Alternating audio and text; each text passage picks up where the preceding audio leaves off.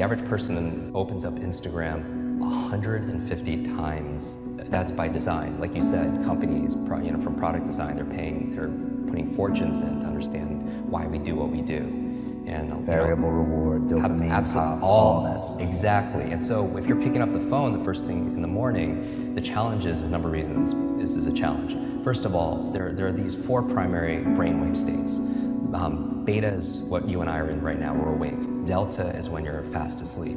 In between those 2 states, theta and alpha, are extremely important brainwave states for learning. So theta is the state right in and out of sleep. Theta is the state that we call creativity. When you are your most creative, usually it's coming because you're in this theta state. And you know this, when you're in and out of sleep, or you're close to you're so deep, your mind goes and you come up with ideas. You know what puts you in that theta state? Are showers.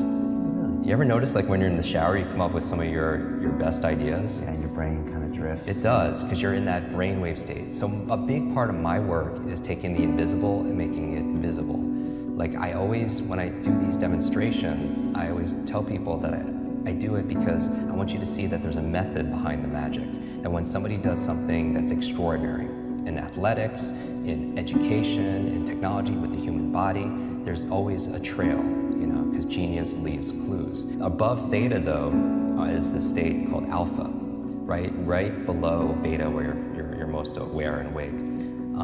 Alpha is a state of learning, accelerated learning. It's a state of relaxed awareness. This is the state we go into when we meditate, because your critical mind is set aside and you just absorb information unconsciously. You know what puts you into an alpha state? Television. You ever notice that if somebody's watching the game or somebody's watching their favorite TV show and you're trying to have a conversation with them and they literally are in trance, they don't hear you because of the television programming, which might be an interesting word, programming and putting people into a trance. But that's the alpha state. That's where information is just going inside your mind. So we train people how to learn languages faster, learn facts better by putting them into an alpha state, a relaxed state of awareness. And we can do that by design. And people don't realize this, and this is the whole thing. I really think this should have been taught back in school, because school was a great place to learn what to learn. Math, history, science, Spanish, important subjects on what to learn. But how many classes were on how to learn? Does that even exist these days? No, that's what I'm saying. How many classes were on how to think critically, how to make good decisions, how to solve problems, how to focus and concentrate, how to read faster, how to remember more, right? They teach you 3 R's in school: reading, writing, arithmetic. But what about remembering? What about recall? What about retention? Right? Socrates says there is no learning without remembering, and that's really the basis of it all. But I would say that knowing you're in this alpha theta state first thing in the morning, you're very suggestible, right? And if the first thing you're picking up is your phone, then that really is rewiring our brain for 2 things: the dangers. That's going to really decrease your level of productivity and performance. Number 1 is training you to be distracted. And we talked about that. Every like, share, comment, everything is just making you just pay attention to everything else, and rewiring your brain. So when you're having a conversation with somebody, you can't even focus because you've trained your brain to do otherwise. And that's why mindfulness is so important, whether it's meditation or something else, because it's not that I don't meditate every single day just to be at peace and be in the Zen state. I do it because it's a mental exercise. It improves my cognitive capabilities, meaning that when my mind goes somewhere else, that's the opportunity. Because when I pull it back with my breath or visualization, I built that muscle. Because here's really the basis of my work is really about taking nouns and turning them into verbs.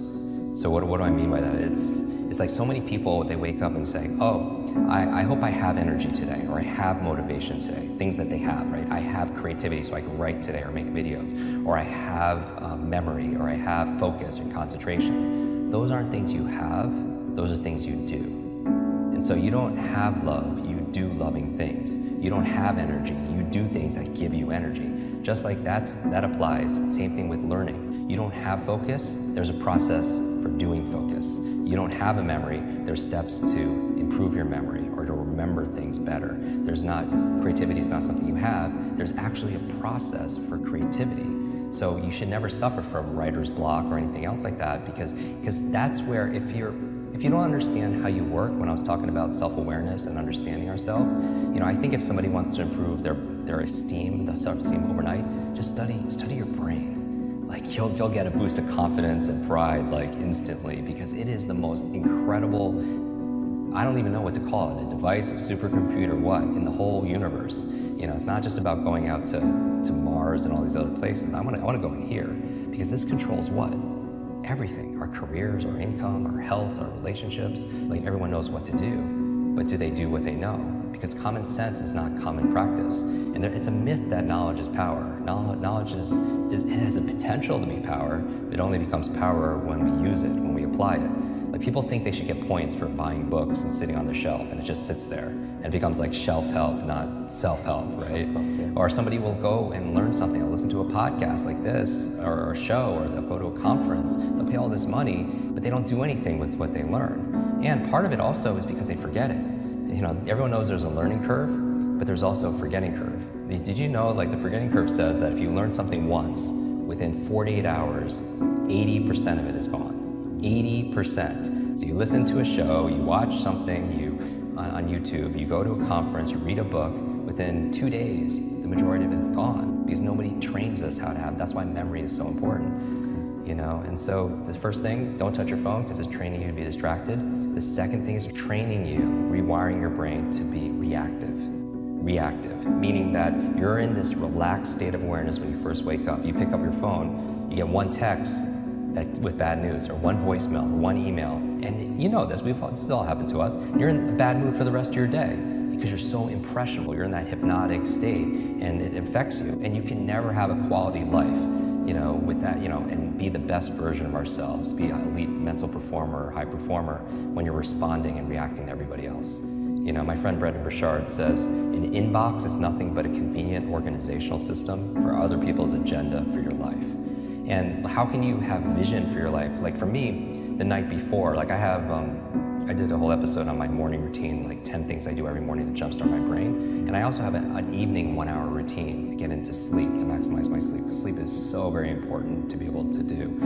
But one of the processes I do, besides, you know, blackout curtains and cold and temperatures and breath and stuff, meditation, is I don't touch a screen, right? Because it creates blue light. And most people should know this. The screen on your laptop, your phone, everything else emits this blue light, which inhibits the melatonin production, which helps you to relax and go to sleep. So no screens.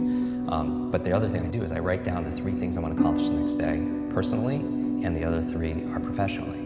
So now when I wake up, I have a vision for my life. Like, this is a win today if I just get these 3 things done personally and 3 things professionally. And when it comes to my phone, I don't touch my phone until I get at least 1 thing done.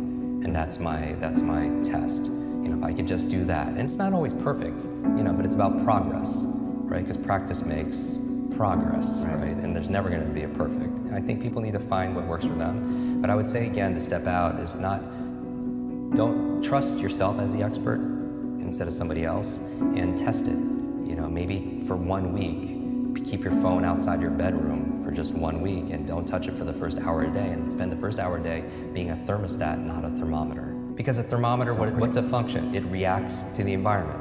And that's a kind of crappy way to like live. Not that we do react to the environment. We react to the weather, right? We react to how clients treat us, we react, but to the degree we're happy is that we have the locus, the location of control inside, right? All the studies show that the happiest people are the ones that feel like they have the control over their happiness and not put it to somebody else, a person or a place or something like the economy or politics or anything, right? So a thermometer reacts to the environment, but a thermostat is different. What does that function? It sets the environment. It sets a goal, it sets a temperature, and then the environment raises to it.